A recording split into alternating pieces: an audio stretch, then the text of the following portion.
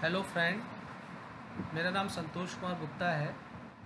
मैं ICIT computer education centre Gonda का director हूँ। आज मैं आपके सामने लेके आया हूँ प्रोग्रामिंग इन सी। तो सी लैंग्वेज जो है ये बहुत ही पॉपुलर लैंग्वेज है। इसे 11 स्टैंडर्ड के बच्चों को भी पढ़ना होता है, जो डिप्लोमा पॉलिटेक्निक कर रहे होते हैं उनके सिलेबस में भी होता है, बीटेक में भी पढ़ाया जाता है। तो मेरा एक प्रयास है कि जो सी लैंग्वेज के जानकारी मुझे है मैं आपके बीचों में उसे शेयर कर सकूँ। चलिए हम लोग स्टार्ट करते हैं सी लैंग्वेज को पढ़ाने के लिए।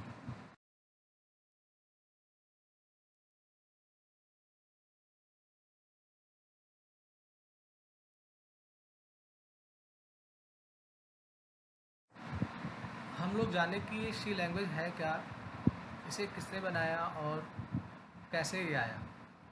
तो देखिए, जो सी लैंग्वेज है ये एक जर्नल पर्पज़ लैंग्वेज है, ये हाई लेवल लैंग्वेज है और इसको बनाने वाले वैज्ञानिक का नाम डेनिस एम रिची है, जो बेल लेबोरेटरीज के लिए काम करते थे। और स्पेशली सी लैंग्वेज का आविष्कार इसलिए हुआ कि डेनिस रिची की आवश्यकता थी एक ऑपरेटिंग सिस्टम का निर्माण करने के लिए, और उन्होंने सी लैंग्वेज को जब डेवलप किया तो उसी में ही उन्होंने यूनिक्स नाम के ऑपरेटिंग सिस्टम का खोज किया।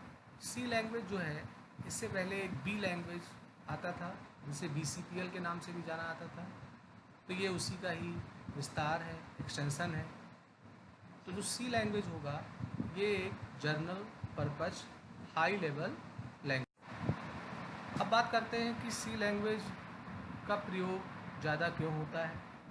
तो देखिए, वास्तविकता में सी लैंग्वेज का निर्माण सिस्टम डेवलपमेंट वर्क के लिए हुआ था।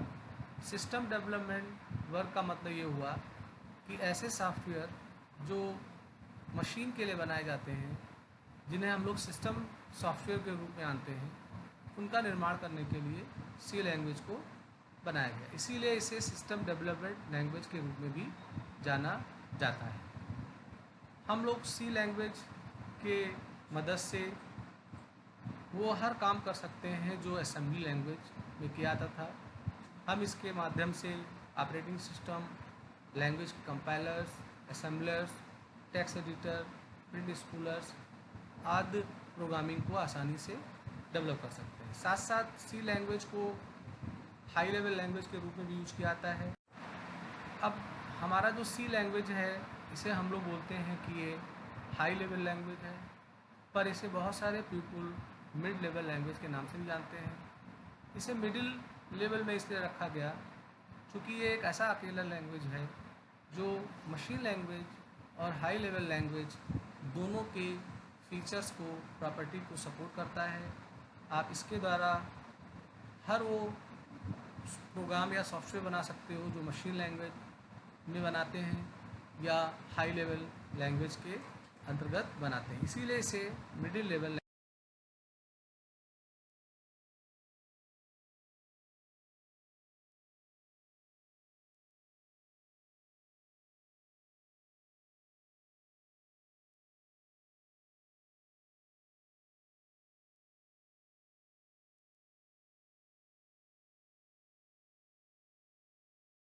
रूप में भी कंसीडर किया जाता है। हमारा जो सी लैंग्वेज है ये एक स्ट्रक्चर्ड लैंग्वेज है।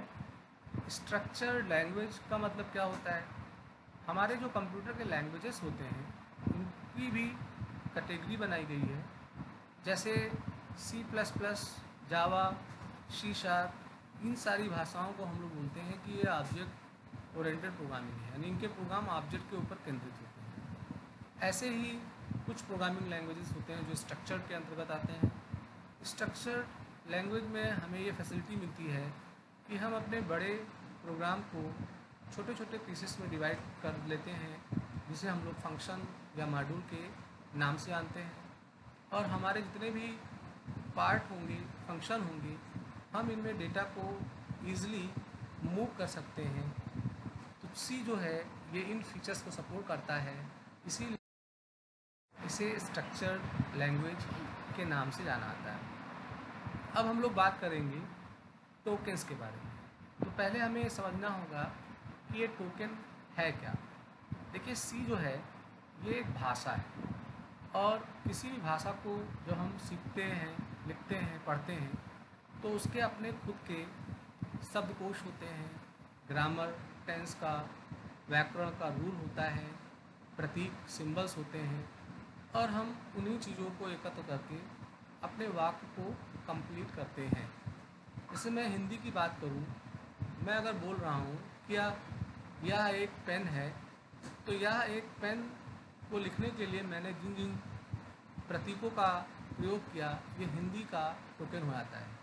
इसी तरीके से जब आप सी लैंग्वेज में प्रोग्रामिंग करते हैं तो सी लैंग्वेज के प्रोग्राम को बनाने के लिए आप जिन जिन वर्ड के नाम से जानते हैं, तो हमारे सी लैंग्वेज के अंतर्गत जो पहला टोकन आता है उसे हम लोग कीवर्ड्स के नाम से जानेंगे।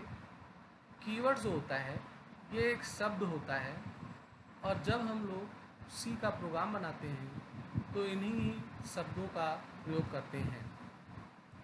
प्रत्येक शब्दों का एक विशेष मतलब होता है, और जब हम उस शब्द को टाइप करते हैं और कंप्यूटर के मेमोरी को प्रवेश कराते हैं तो सी के कंपाइलर को ये समझ में आता है कि इन शब्दों का क्या मतलब है, और फिर वो कंप्यूटर को समझाने का काम करता है कि आप उससे क्या कराना चाहते हैं। तो कीवर्ड एक आरक्षित शब्द होता है, इनकी एक विशेष मीनिंग होती है।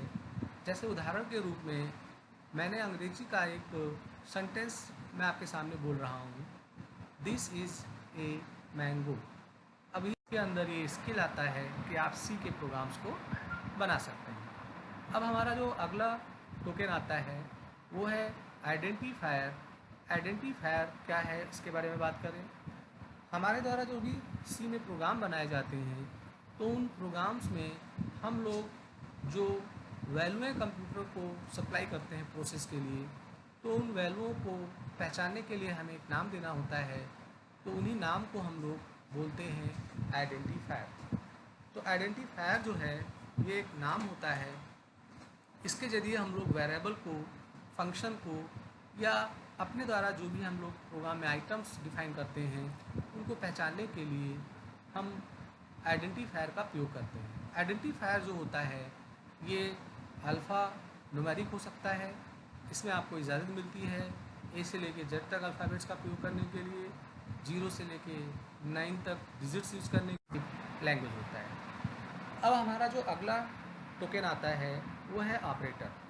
तो ऑपरेटर जो होते हैं ये एक सिंबल होते हैं, हम इनके ज़रिए लॉजिकल और मैथमेटिकल क्रियाओं को सी के प्रोग्राम के माध्यम से कराते हैं। इन्हीं सिंबल को हम लोग सी का ऑपरेटर्स बोलते हैं। ये जो ऑपरेटर्स होते हैं इनमें हम कांस्टेंट्स का प्रयोग करते हैं, वेरिएबल्स का प्रयोग करते हैं इनके साथ, और यही ही एक एक्सप्रेशंस यानी समीकरण का निर्माण करता है। ऑपरेटर्स, फंक्शंस, कांस्टेंट्स, वेरिएबल जब एक दूसरे के साथ जुड़ जाते हैं तो ये रूप बना लेते हैं एक एक्सप्रेशन का। उदाहरण के रूप में a + b × 5, यहाँ प्लस मल्टीप्लाई एक ऑपरेटर है, a और b एक वेरिएबल है, 5 जो होगा ये एक कांस्टेंट है, और पूरे को अगर मिला लिया जाए तो ये एक हो जाता है। हमारा जो सी लैंग्वेज है इसमें बहुत सारे ऑपरेटर्स होते हैं, हमें इन्हीं ऑपरेटरों का आवश्यकता पड़ने में प्रयोग करना होता है। तो सी लैंग्वेज में जो ऑपरेटर्स बताए गए हैं इनमें अर्थमेटिक ऑपरेटर आता है। अर्थमेटिक ऑपरेटर्स में आपको 5 ऑपरेटर मिलते हैं, प्लस, माइनस, मल्टीप्लाई, डिवीज़न और परसेंटेज का निशान होता है जिसे हम लोग रिमाइंडर या मॉड्यूलस ऑपरेटर के नाम से जानते हैं। असाइनमेंट ऑपरेटर जो होते हैं इनमें सिंगल, इक्वल आता है। सिंगल इक्वल, जैसे आपने लिखा a = 5, तो यहाँ आप इक्वल के माध्यम से 5 को a में असाइन कर रहे हैं, इसलिए इक्वल जो होगा ये एक असाइनमेंट ऑपरेटर होगा। उसके अलावा और भी बहुत सारे ट्रिक हैं असाइनमेंट के लिए, जैसे प्लस इक्वल, माइनस इक्वल, इनकी बात हम लोग आगे करेंगे। रिलेशनल ऑपरेटर्स को हम लोग कंपैरिजन ऑपरेटर भी बोल सकते हैं, ग्रेटर देन, लेस देन।